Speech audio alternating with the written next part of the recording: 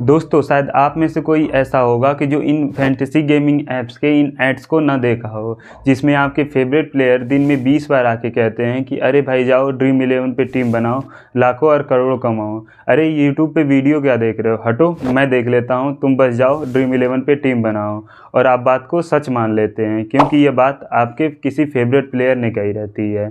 धोनी, कोहली, रोहित, अब यहाँ तक कि आमिर खान भी कहने लगे हैं अरे भाई जाओ तुम बस ड्रीम 11 पे टीम बनाओ, लाखों और करोड़ों कमाओ। लेकिन क्या रियलिटी में इससे लाखों और करोड़ों कमाया जा सकता है? अब बहुत से लोग जो इन ऐप्स का यूज करते हैं वह कहेंगे हाँ इससे लाखों और करोड़ों कमाया जा सकता है। लेकिन जो रियलिटी है कि ये सभी प्लेयर्स और यह फैंटेसी गेमिंग ऐप डेली लाखों लोगों की ज़िंदगी बर्बाद कर रहे हैं। और यह सब बातें मैं अपने मन से नहीं कह रहा है, इन दिनों इन फैंटेसी गेम से रिलेटेड डेली न्यूज़ का आना इस बात को प्रूव करता है। वहीं रिसेंटली एक स्टेट्स के हाई कोर्ट्स का मानना है कि यह ऑनलाइन गेमिंग ऐप बच्चों की ज़िंदगी पे हानिकारक प्रभाव डाल रहा है और लोग धीरे धीरे इसके एडिक्टेड होते जा रहे हैं और अपना पैसा गंवाने के बाद लोग अब सुसाइड तक कर ले रहे हैं। वहीं इतना ही नहीं, आज की डेट में तेलंगाना, असम, उड़ीसा, आंध्र प्रदेश, सिक्किम और नागालैंड जैसे स्टेट ने इन फैंटेसी गेमिंग ऐप्स को अपने यहाँ बैन कर रखा है। तो क्या सच में यह फैंटेसी गेम डेली लाखों लोगों की ज़िंदगी बर्बाद कर रहा है या लाखों करोड़ों कमा के लोगों की ज़िंदगी आबाद कर रहा है? और इंडिया में यह बीटिंग ऐप इलीगल है तो ड्रीम 11, माई 11 सर्कल जैसे ऐप लीगली कैसे इतने चल रहे हैं? तो इन्हीं सब बातों को जानेंगे इस वीडियो में, तो प्लीज़ वीडियो को अंत तक ज़रूर देखिएगा जिससे आपको क्लियर हो सके कि यह फैंटेसी गेम आपके लिए अच्छा है कि ख़राब है। दोस्तों इंडिया में जो फैंटेसी गेम की शुरुआत हुई थी वह 2008 में हुई थी। इसका जो पहला ऐप था वह था ड्रीम 11, जो कि 2012 तक फ्री ऐप था। लेकिन 2012 के बाद कंपनी ने इसमें कुछ चेंजेस कर दिए हैं और 2012 के बाद इसको लाखों और करोड़ों कमाने वाले ऐप के रूप में टैग देते हुए इसका एडवर्टाइजमेंट कर दिया। इसके बाद क्या था, कंपनी की पॉपुलैरिटी दिन प्रतिदिन बढ़ती चली गई और ऐसे ही 2019 तक आते आते यह फैंटेसी गेमिंग ऐप्स का पहला यूनिकॉर्न कंपनी बन गया। वहीं आज की डेट में एमपीएल भी इस लिस्ट में पीछे पीछे दूसरा यूनिकॉर्न कंपनी बन गया है। वहीं बात करें जहां ड्रीम 11 के पास 2012 में बस 10 लाख यूजर थे, वहीं 2019 तक आते आते इनकी संख्या 5 करोड़ हो गई। वहीं आज की डेट में यानी कि 2023 में इनकी संख्या बढ़ के अब 16 करोड़ से ऊपर हो गई है। वहीं पिछले साल की कमाई की बात करें, बस 2022 में कंपनी ने 38,000 करोड़ से ऊपर की कमाई की है। मतलब कि जो कंपनी हम लोगों को लाखों करोड़ कमाने के लिए बनी थी वो हमसे खुद लाखों करोड़ रुपए हर साल लूट रही है और आसानी से हम लोग इस कंपनी के झांसे में फंसते चले आ रहे हैं। और हैरानी की बात है कि हम लोग इस बात को रियलाइज़ ही नहीं कर पाते और जब रियलाइज़ करते हैं तब तक हम लोग काफ़ी पैसा और टाइम बर्बाद कर चुके होते हैं। तो ऐसा क्या रीज़न है जिसकी वजह से लोग आसानी से इस ऐप के झांसे में फंसते चले जा रहे हैं? तो इसके 6 रीज़न हैं जिसकी वजह से लोग आसानी से इस ऐप के झांसे में फंसते चले आ रहे हैं। इसका जो पहला रीज़न है वह है एंट्री बैरियर का बहुत कम होना है।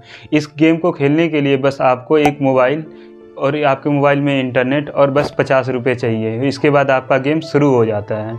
वहीं इसका जो दूसरा रीज़न है वह है मार्केटिंग का।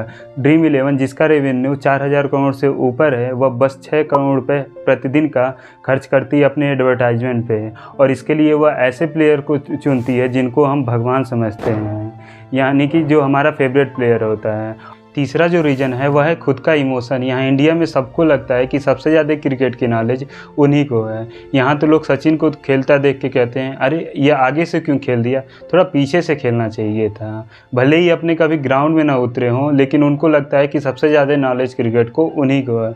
और कंपनी भी कहती है भैया अगर आपको क्रिकेट का नॉलेज है तो आइए खेलिए, हम तो आपको लूटने के लिए तैयार ही हैं। चौथा जो रीज़न है वह है डर और लालच। अगर आप इस पे 500 जीत जाते हैं तो फिर अगले दिन मन करेगा कि और इससे जीतूं। अगर वहीं आप अगर हार जाते हैं तो यह होगा कि अरे कल तो 500 हारा था, उसको मैं रिकवर कर लूँगा। इस चक्कर में आप इसको बार बार खेलने लगते हैं और इस तरीके से यह ऐप आपके लिए आदत बन जाती है। पांचवा जो रीज़न है वह है बेरोज़गारी। इंडिया में आज इतनी बेरोज़गारी है कि यहाँ लोग सोचते हैं कि 10 रुपया कहाँ से आए और यहाँ तो लाखों करोड़ों की बात होती है और यह कंपनी ये इसी बात को जानती है, इसलिए एडवर्टाइजमेंट में वह लाखों करोड़ के सपने दिखाती है और लोग इससे आसानी से इसमें फंस जाते हैं।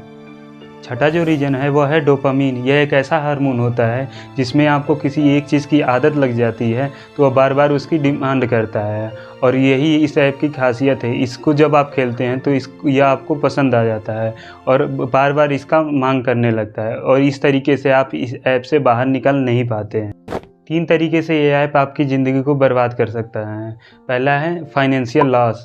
एक तो बंदे की सेविंग ख़त्म हो जाती है, ऊपर से बंदा कर्ज में चला जाता है। या तो अगर आप पैसे इससे जीतते हैं तो और जीतने के चक्कर में इस पे पैसे लगाते जाते हैं, यानी कि इससे जीता हुआ पैसा इसी में फंसा रहता है, यानी कि आप इससे जीते हुए पैसे से कोई भी काम नहीं कर पाते हैं। दूसरा है लॉस ऑफ लाइफ। पहले यह कभी कभी सुनने को मिलता था, लेकिन यह अब हफ्तों की कहानी हो गई है कि ऐसा सुनने को मिलता है कि लोग इस गेम के पहले लत में आते हैं, फिर बहुत सारा पैसे हार जाते हैं, फिर उसके बाद सुसाइड कर ले रहे हैं। तीसरा है प्रोडक्टिविटी लॉस। अगर कोई आदमी इस चक्कर में एक बार फंस जाता है तो उसका किसी काम में मन नहीं लगता, चाहे वो जॉब कर रहा हो या पढ़ाई। उसके मन में बस यही चलता है कि कब 7 बजे और वह अपनी टीम बनाए, और किस प्लेयर को आज ले किस प्लेयर को ना ले, पूरे दिन यही उसके माइंड में चलता रहता है।